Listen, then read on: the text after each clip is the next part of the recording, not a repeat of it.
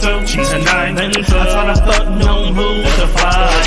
But I difference to these sides. Let's go. You get a nigga like me, don't highlight. She coming through tonight. I thought I fuck no move to fight. But I difference to thy side. To the side, I risked you up, don't you lie. I'm not a hustler, I'm out the way. I'm out the way. No bitch, but don't even. Hello, welcome to the channel. I am Mrs. Best. I am extremely sick. I have the flu. So apologies for being late. I don't feel good at all. But being that this is the last live that I'll be able to do before the holiday and all of that stuff, I still wanted to, go live. I'm just going to do it from the bed because I don't have the strength to get up. Anywho, for those who are new to the channel, I welcome you. I appreciate you for being here. The same for those who are not new to the channel. I appreciate all of you guys. You are the reason I am here, even though I don't feel good. But we're going to jump right into our recap of life after lockup. The title of this episode is Pizza of My Heart. And Lord, I look a hot mess. Y'all will forgive me. Shit.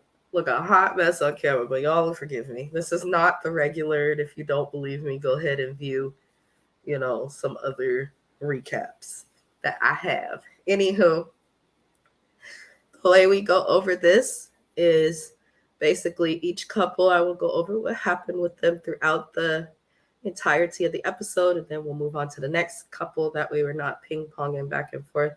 And I do have my notes here on my phone. So apologies if I'm looking down. I'm got the chills and all sorts of shit, y'all, but we're gonna get through. Anywho, we're gonna start with Justine and Mike.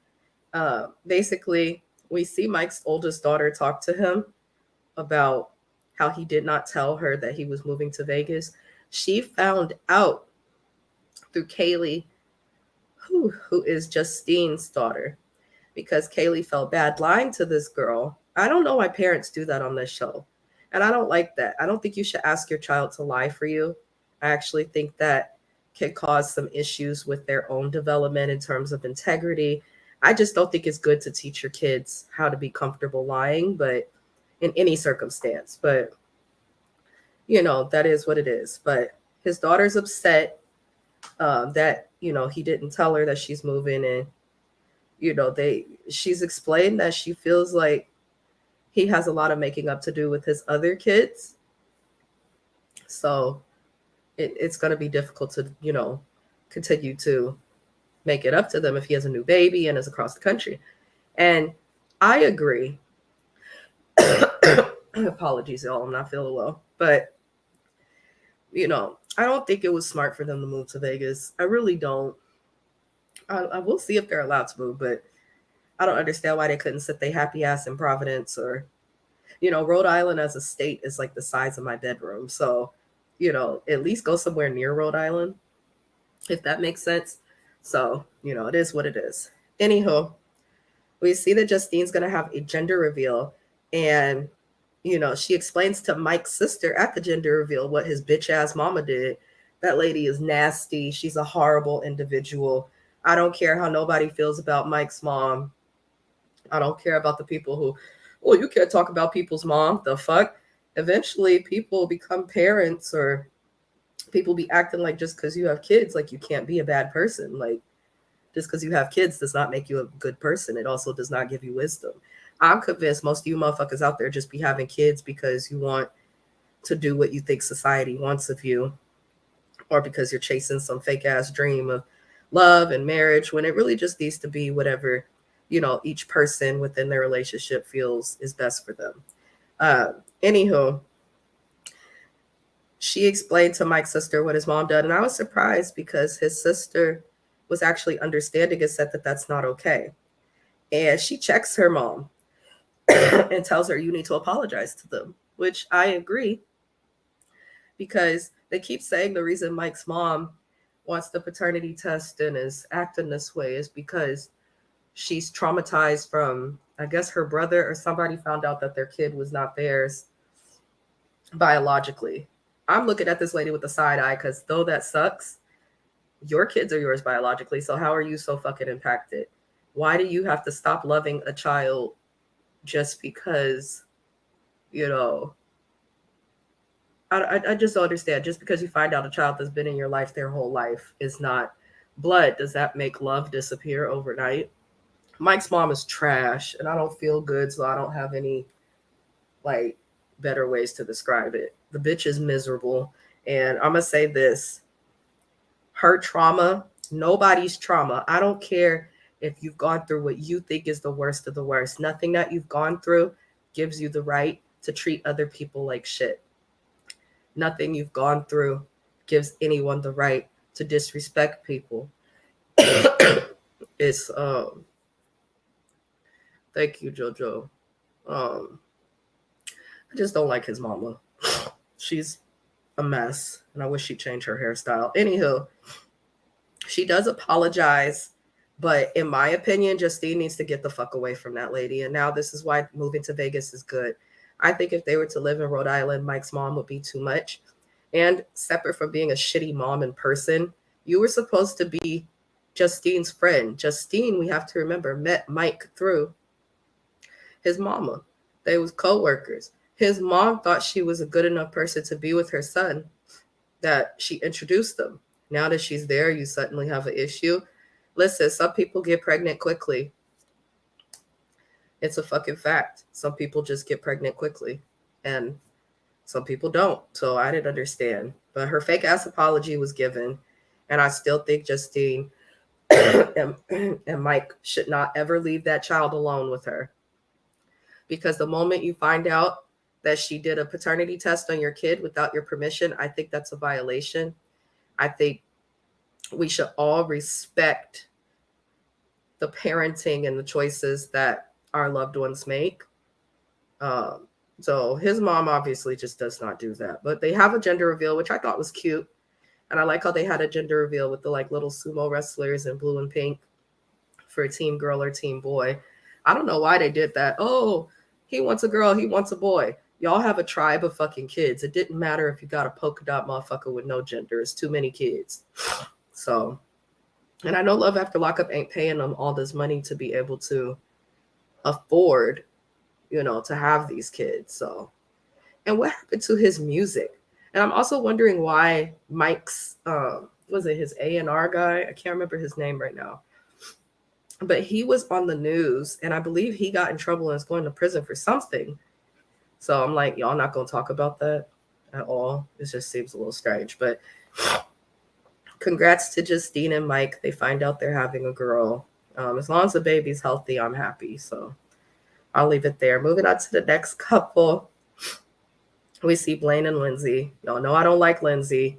I don't care for Blaine. He talk like he's slow.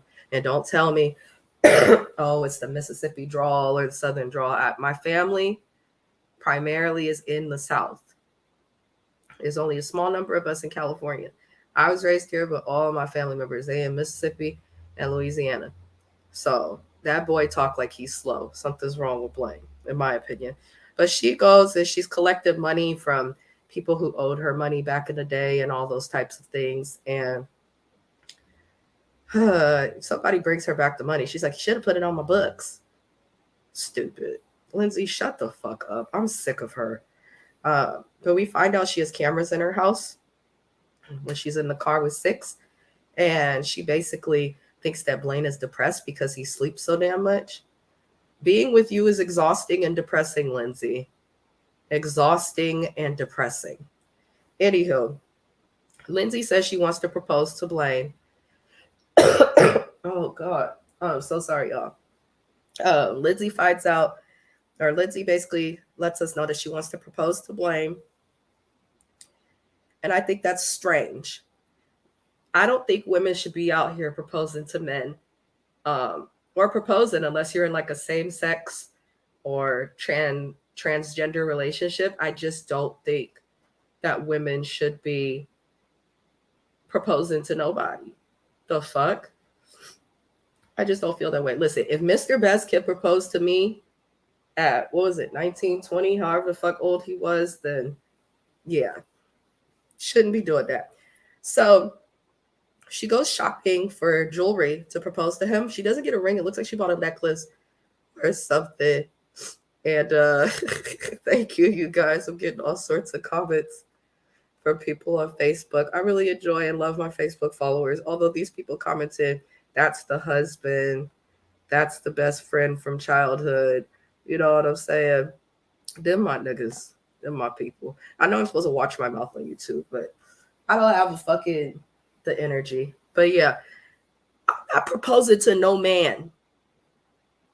So Lindsay, you're tripping. Mind you, this bitch has $20,000 she has to pay to the lawyer to get her off because she's facing 40 years. If I'm facing 40 years and I need $20,000 in order to basically get off because the lawyer she has is good. He charges, but he gets them off. Like, why the fudge are you spending money on jewelry? I believe the guy quoted her like $2,500. You could have put that towards your oh my God. You could have put that towards oh my God. You could have put that towards your fee to the lawyer. Leota Sheree says she was just talking about that women proposing to men. It's crazy. It's given desperation. I definitely agree with what she said. Listen, marriage is supposed to be like a one and done. Now, I know the divorce rates are high, but marriage is supposed to be a one and done. You got to know that the man wants you, because at the end of the day, in my opinion, that's how things are based on. It's just a disaster, but how you shopping for $2,500 jewelry who you was just collected fucking $500 from some crackhead you used to do drugs with that they owe you. I don't understand it, y'all. But that's all we got from Lindsay and Blaine. She's not interesting. She's not good TV. She's a shit mom. To not raise your daughter and then to bring your daughter to your house while you have a pending case that could take you away from your daughter. And then you talk about how if you're away, Blaine can give your daughter stability. Lindsay, you raggedy bitch. If you think and use the brain that you don't have, you know, maybe your daughter will be more stable at your mom's house, the person who raised her. I'm just saying. Why take that girl out of her comfort at such a pivotal age? Her daughter's only 14, just so that you can be with this man who ain't even that interested in you, in my opinion. Moving it along, we see Sean and Sarah, and Sarah's off parole. So congratulations to Sarah. She has one of the worst charges ever on Life After Lockup, Love After Lockup, the franchise. Sarah killed somebody, basically. She was convicted for involuntary manslaughter, which is basically something that she did or a lack of her responsibility caused someone's life to end. And she's off parole now, so good for her. It is a little concerning, government, though, that people who sell drugs end up on parole and getting sentences longer than people who rape children or, you know, kill people. That's a little fucking concerning, but we already know our government's a joke and a little fucked up, so we're not going to get too deep into that. But she's off parole, and now she wants a BBL. Mind you, she's had her boobs done and a tummy tuck, and it ain't made her no cuter. You know, I just don't understand it. So Sean is concerned for her wanting to get a BBL next because she's still healing from her tummy tuck, and she was a past addict. And a lot of addicts will say, the ones who take getting sober seriously, I'm not going to even do the drugs that are prescribed for pain because it could push me to relapse. So it's weird that she's just getting surgery after surgery. And Sean's like, are you doing this so you can get pain meds prescribed? And excuse me, she's super offended. Excuse me, she's super offended at that. And I'm like, no, you can't be offended at that. If you're a fucking drug addict, and I don't like when drug addicts do this, they get on drugs, and it's not the drug that's the problem. It's the person they become on the fucking dope. You get on drugs, run people broke, run yourself broke. People can't trust you, do fucked up, nefarious things. You know, And then you wonder why the rest of us are worried and don't trust you. Shut the fuck up, Sarah, and get yourself to a meeting or something, because I don't find that anything is wrong with Sean having concerns of her relapsing. That means he cares. Even though Sean's a joke. Remember, he started this show with the other white crackhead. I can't remember that girl's name right now. Destiny, I believe, was her name. I could be wrong, though, y'all, because I'm not feeling well. But yeah, I'm surprised they're still lasting as a couple, Sarah and Sean. So they get home and he's not getting out the car because her mama's there. And last season we saw her mom. Basically, her mom is a disrespectful crackhead too, it looked like. And her mom is super disrespectful to Sean. But her mom did say to Sean, or not to Sean, but to Sarah, you should tell Sean the truth about her daughter Abby seeing her father, her biological father. So he doesn't want to come home when they get home. He doesn't want to come in the house when they get home because Sarah's mom's in there, and he says he wants nothing to do with her. I actually don't find anything wrong with that. If you don't have anything nice to say, it can't be respectful to people, then avoid them and don't say anything at all. Because what's the point in engaging with someone you know you're not going to get along with? So I don't understand why she keeps wanting plastic surgery either. Because listen, Sarah, you can't even pick up your kid. You shouldn't be getting plastic surgery if you can't even pick up your kids. You should wait or do something. And BBLs, I think, are a harder healing process from what I've seen, because the people who get them always got to walk around with those stupid ass pillows just for their ass to look like Jello or something, which is not good. Just love the body that you have, love the skin that you're in. Beauty is in the eye of the beholder. If people you keep meeting don't like it, then you just have to wait till you meet the person who does like it. It's given insecure, Sarah. It's given fucking insecure. I just don't understand it. So while he's waiting in the car, avoiding her mama, Kelly, his baby mama, calls. They have 6 kids together. And Kelly, I believe, was in the tabloids too on some other shit. But she wants money for Sean. Something about the kids having a summer camp. Listen, I have friends with kids. Ain't nobody spending racks, okay, on summer camp. There's no way they're spending racks on summer camp, especially in Las Vegas, land of the trifling. There's no way you're spending racks on summer camp that's inside, because Vegas is too hot to have hella activities outside. And I go to Vegas a lot, and every time I go, no matter what time of year it is, I have never seen a kid playing on the playground outside, because they're going to give their little tushies rug burn from the deathly desert heat that is Las Vegas. So Kelly wants money, and Sean explains he wants to be a better father, and he's not on child support, but they have an agreement that he will give Kelly $1,000 a month. Kelly, go put that man on child support. I never understand why people don't do this. I have friends who have told me, I'm not putting him on child support because I won't get nothing from him. Listen, don't matter. Eventually you'll get something. Okay, my daddy went to jail a lot. My mom put his ass on child support. When he got out of jail years later, he is paying that shit, and we all grown. You get your money eventually. Put these niggas on child support. And if you got a bum-ass baby mama, then put that bitch on child support. This is probably why it's good I don't have kids, because I believe in that. There's no reason to have an excuse for your kids that you can't take care of them. There's no fucking reason or excuse. And child support cuts a lot of that out the way. Just put him on child support. But I feel like Kelly don't want to put Sean on child support because I think she still has hope that they'll get back together. That's just a personal opinion. But, it is what it is.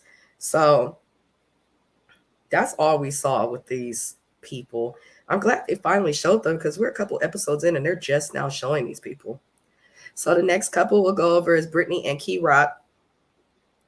Key Rock and Brittany are our youngest couple. They're also the first and only transgender couple to be on the series. They have concerns about Key Rock's brother Desmond. Looks like he's on drugs. His mom had explained that in the last episode. And she's been struggling to sleep, worried about her child. He finally comes in and he seems like he's not sober. And then he's so casual. He's like, yeah, I've been in jail. And I'm just like, why are you so casual? about going to jail, Desmond. I genuinely do not understand. One moment, y'all.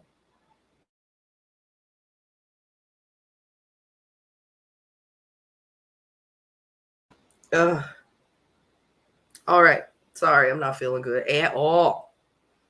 I feel like the poop emoji. And he comes in lit, and Mama Tammy asks him if he's been drinking or if he's on drugs, and he says no. And she walks away, and then he's like, you need to act like my mama, not my wife. I'm like, I hate when people do that. Like, especially men, like, they love to be like, I need a wife, not a mom, or I need this, not that. Shut the fuck up, Desmond. Your ass went to jail. Obviously, you need a mama and a wife, because look at how you live in your life. Do better. So basically, his mom gets upset and she walks away from Desmond. And Kirok gets him to chill out. They smoke a cigarette. And Tammy comes in and she tells him, and this is black moms. This is black moms, y'all. Okay.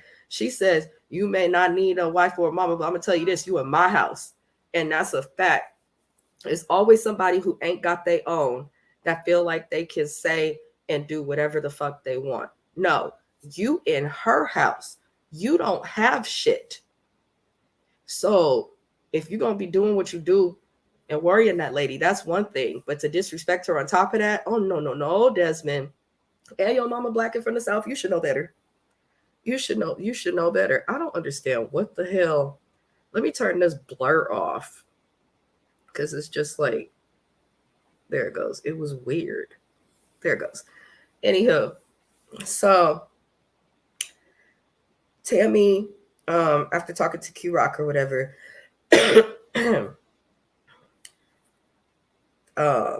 Q-Rock turns to Desmond and he's like, you gonna call mama every night?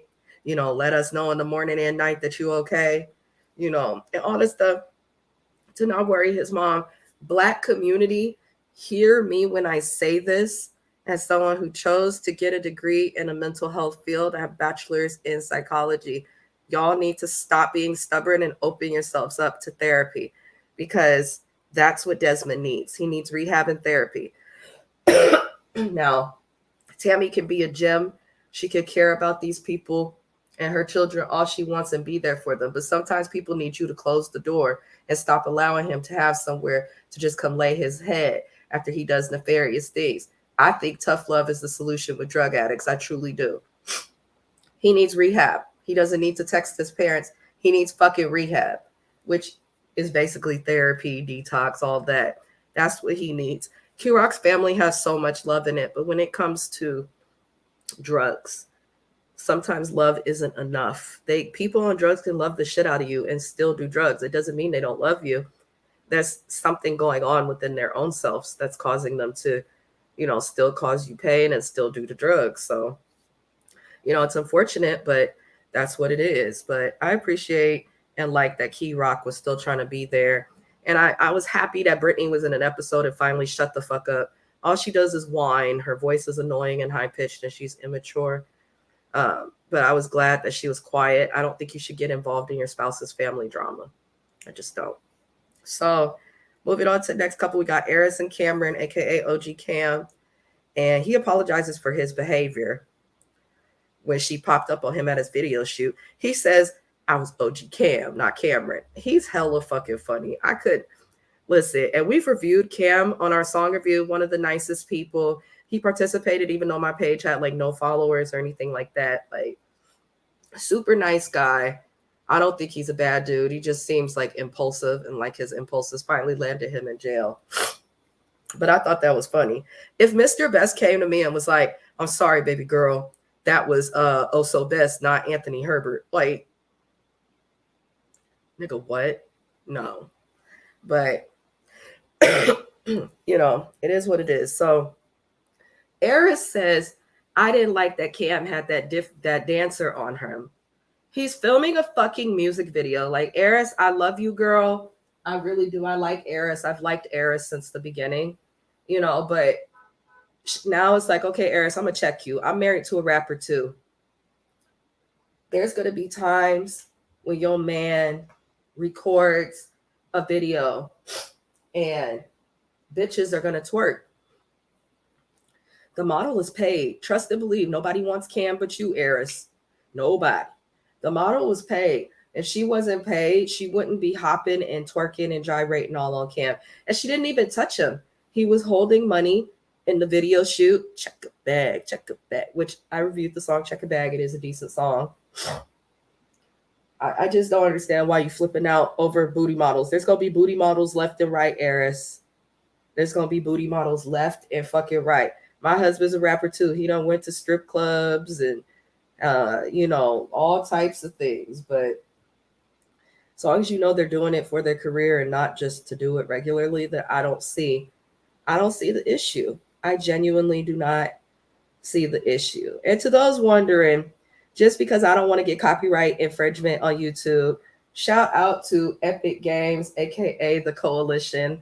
My background is filled with Gears of War products, and it is not my intention to infringe upon the copyrights to who owns, the game or anything like that. So I just want to make that clear. I don't have the strength to re-blur it. And shout out to Gears of War. I play your game often, every fucking day, damn near.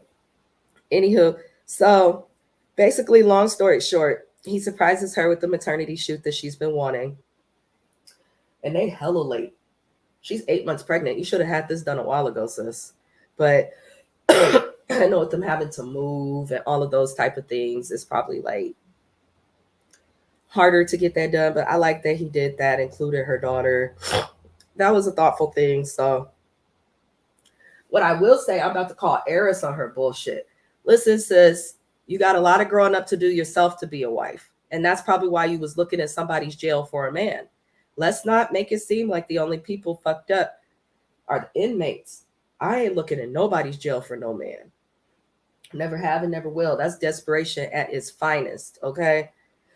But I find it interesting that you were so upset at him spending money on his video, but you have no issue when he spends money on you and stuff that you want, your maternity shoot. Maternity shoots are not required. They're kind of like gender reveals, like in recent times, they've gotten more popular. It's not fucking required though. How you mad at him for doing something that makes him happy? That's supposed to be your husband, right? You should want him happy. But you not mad when he do something for you. I'm looking at you with the side eye, Eris. And don't blame it on pregnancy. Your pregnancy and your hormones, and I get tired of pregnant women saying this, is no fucking excuse for you to be out here tripping on people. Figure it out or stay the fucking side away from us until you can, get back to where you need to get back to. But that's all we got from them. We are more than halfway through this video. I appreciate anybody who's watching now, who's watching the live replay later. I promise you my videos don't normally look like this. I'm truly in my bedroom. I have the flu. I don't know who gave it to me, but when I find out it's a problem, it's up. But I appreciate all you guys for tuning in, subscribing, all those good things. Do me a favor and like the video if you can as well. Next couple we're going to get into is Louis and Melissa. And I have nothing nice for Melissa. Nothing. These other women have excuse after excuse on the show to kind of feel the way they do about their dudes. Melissa is emotionally and mentally abusive, in my most personal of opinions. So it's Louis' last day at the pizza shop before he moves up to New Jersey to be with the psychopath that's highly unattractive. And basically, she finds a bunch of shit that could go wrong because she's never positive about anything or even slightly optimistic. She's just negative. And, his mom comes in when he's at the pizza shop. And she's like, "Well, Louis, you're leaving me. Donna, he's been off the tit. Please, Donna, stop. It's creepy. It's genuinely creepy. This is your child, not your man." So his mom and his boss, the nice man at the pizza shop, is extremely concerned for Louis moving up to be with Melissa specifically. And his boss says what we've all been thinking because she's so negative.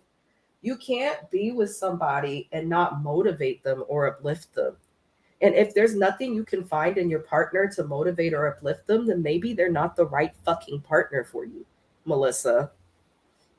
I just don't understand it. So, everyone feels Melissa is negative, and it's rare that the inmate is the one dealing with less shenanigans. Like, Melissa's whole family, in my opinion, seems like a hot mess. She said her dad was in shit, womanized a bunch of women. Her sister was with somebody on jail. Sorry, y'all, I don't feel good.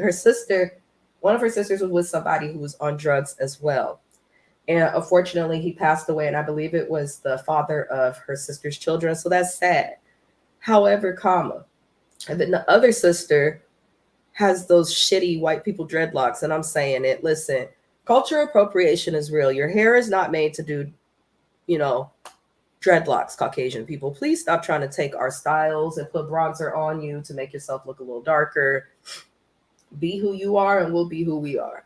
But I don't like any of her fucking family. Not any of them. They just all seem judgmental as hell. And that's just how I feel.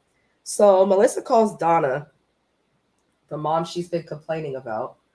And now she sees value in Donna and wants Donna to ride down with Louis to come to New Jersey. Because even though his parole has been changed to New Jersey from Georgia, she has concerns that while driving back, he could get pulled over and it'd be a problem. Because he don't have no paperwork. He's on New Jersey probation. He won't get paperwork really till he gets there and checks in. He said that. So she wants Donna to ride with Louis because she says that she cannot trust her man alone for 14 hours. If you can't trust your man alone for 14 hours, there's no point in being with him. This motherfucker gonna have to limit himself. Like, that's a day's worth of time. Like, I just don't understand why you want to be with somebody you can't trust for 14 hours. If you can't trust them, why be with them? It's a waste of everyone's time. Okay? It's a fucking waste of time. I'm sick of this broad, Melissa. She's hard to look at and she's awful. And I'm just over it. Moving it along. Apologies for all the nasty coughing and shit. I listen, y'all know what it is. So we see Joy Nomi and Red, the biggest joke that became a couple on this show. Basically, her older brother comes over and pulls Red aside to talk, which is a joke. Joy's family needs to stop acting concerned for Red when Joy is the one who slept with 3 different niggas and had a baby on him. If anything, they should be making sure he's okay because she did that to him while he was in jail and there was nothing he could do about it. That's fucked up. That's trifling too and tacky. Like, it's one thing to cheat, but bitch, you cheated raw doggy at least 3 times, you nasty fucking whore. I don't understand Joy. I don't care for her. Her brother is concerned for Sway because Red calls him dad. You need to talk to your fucking sister because Joy is the one who told Sway that Red is his daddy. So talk to that big bitch. Why the fuck are y'all like, I don't understand Joy's family. They have some nerve and they all need to figure out their eating habits because they're all very large and nothing is wrong. We should not mistreat people because they're heavier or smaller. I'm not the thinnest girl myself, but I think with weight, if you let yourself get to a certain point, it's just like you gave no fucks or you're emotionally eating, as we see on shows like My 600-Pound Life. And if that's the case, then you need help, but I don't understand what the fuck those people are eating to make them that way. Anywho, his brother has concerns for Sway. I think we've all had concerns for Sway. Nobody feels that Sway should be calling Red daddy when that's not his fucking daddy. It doesn't make any sense to me to do that. And I have friends who are single moms and they date because my friends who are single moms are some bad bitches, but like they've never had another man. I told their kids, you need to call him daddy. Joy is just everything bad. So all she likes to do is bring up the money that she spent to fucking, be with Red. And I find it interesting that she spent $40,000 to be with Red and was covering everything while living in a trailer. $40,000 bad credit. Now you could have probably found a house.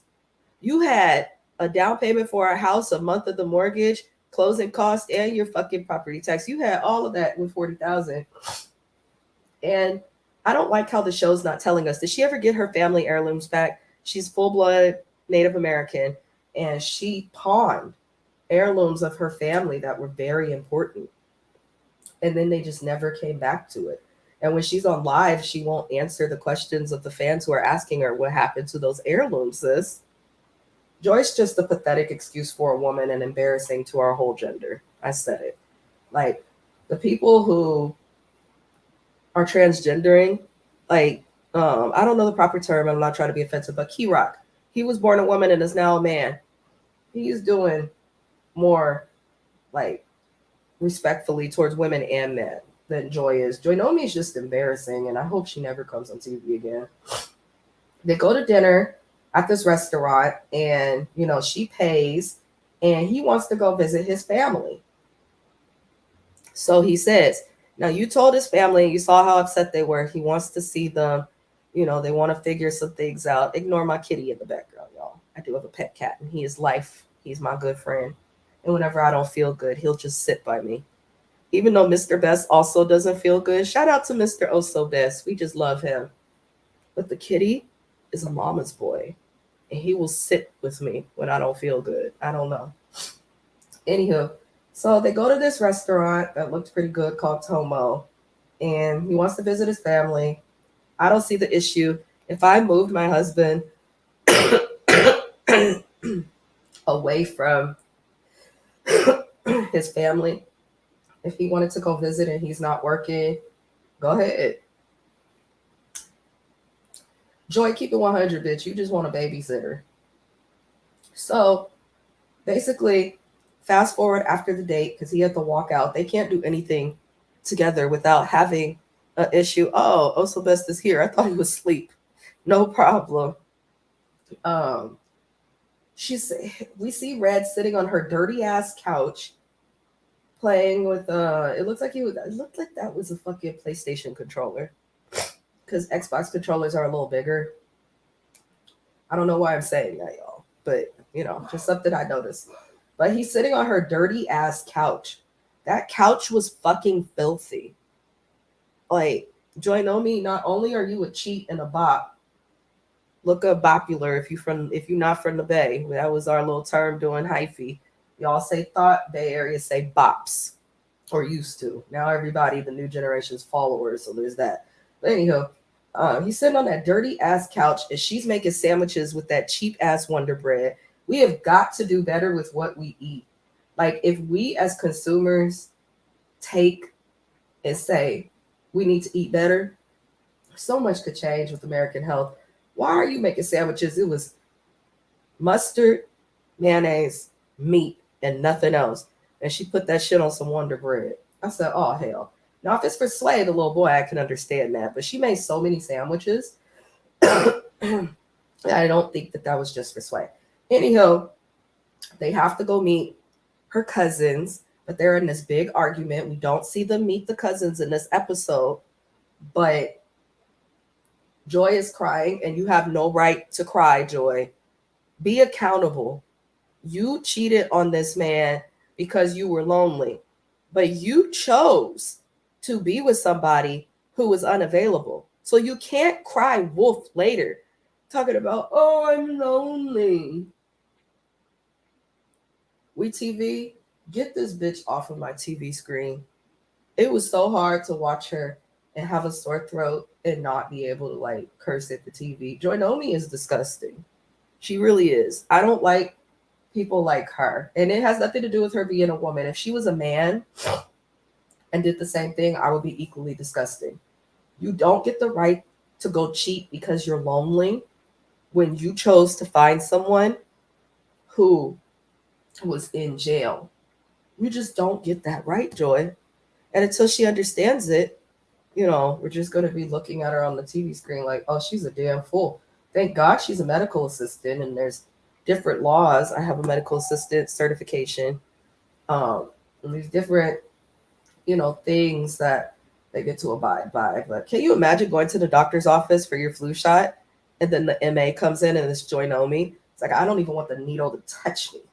Like, anywho, I appreciate all you guys for tuning in. That was my recap of Life After Lockup, episode titled Pizza of My Heart. I think that Love After Lockup as a franchise has to be careful. I feel like they're just casting people so fast to keep content, and that's why it feels fake. It feels fake. All the couples, all the storylines to me feel a little fake. And I miss the days when we had Andrea and Lamar, back when was that Shauna and what's his face? I feel like the show needs to take their time casting. But WeTV is the type of, channel that just rushes everything. So, we'll leave it there. I want to say to everybody, Merry Christmas, Merry Christmas Eve, happy fucking holidays, happy Hanukkah, happy Kwanzaa. Is Ramadan happening? I don't know if Ramadan's happening. Happy Ramadan, happy Passover, whatever the hell exists. Happy holidays. The holidays, just for a slight word of wisdom from Mrs. Best, the holidays are not about gifts. And especially if you have children, it's important to teach them that. These holidays are not about gifts. The holidays are about being with our loved ones. The country gives us all pretty much, unless you work in a hospital or security or something, everybody gets time off to be with their family, their loved ones, their friends, or to simply take a break. I hope that everybody uses their holiday for that. As these shows come on TV, I will continue to recap them. I don't know if Love After Lockup will be back on TV before the New Year's, but I know My Basketball Wives is gone until January 8th and a few other shows. So I appreciate you all. We will be having song reviews. I was supposed to have a song review yesterday, but when I say Thug in Distress, it was Thug in Distress. So we'll be having the song review likely. I'll probably have the song review the day after Christmas, because it's going to be our best alternative EDM, off genre songs that we've had submitted. And then on December 29th, we'll have our best hip hop and R&B songs that have been submitted all year on my channel. So I appreciate y'all for rocking with me. And I hope that everybody enjoys their evening. Happy holidays, peace, love, and wonderful energy to you all.